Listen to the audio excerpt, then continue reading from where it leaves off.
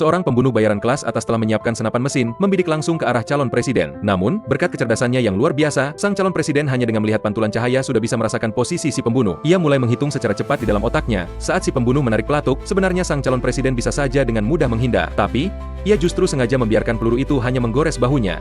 Ternyata, dengan mengalami luka tersebut, ia bisa mendapatkan simpati dan pilihan suara dalam jumlah maksimal. Kecerdasan luar biasa yang dimiliki sang calon presiden berasal dari sebuah pil transparan. Otak manusia biasa hanya berkembang sekitar 20%.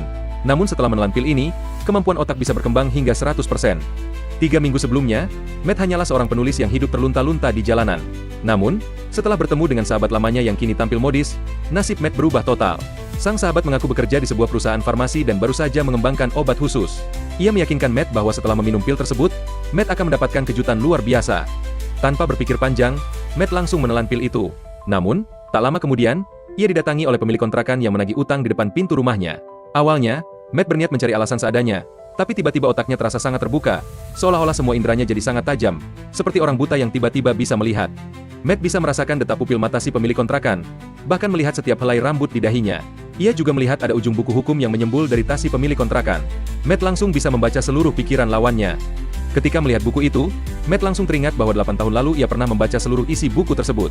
Semua informasi di alam bawah sadarnya seolah-olah aktif dan siap digunakan kapan saja. Matt bahkan merekomendasikan bahan referensi yang lebih baik dari buku itu kepada si pemilik kontrakan.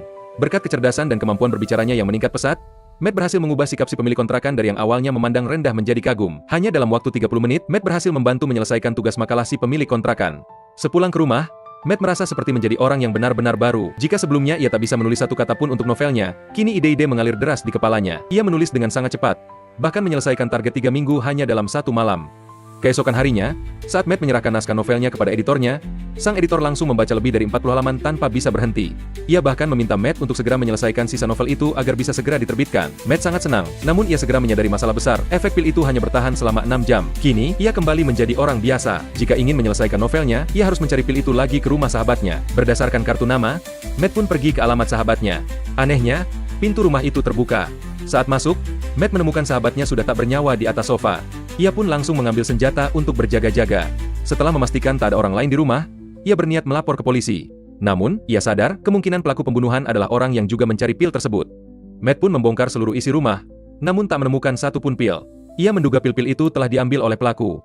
Dengan kecewa, ia menatap kotak makanan sahabatnya. Namun tiba-tiba, Matt teringat, sahabatnya yang tidak pernah memasak, mengapa memasang mesin pencuci piring di rumahnya?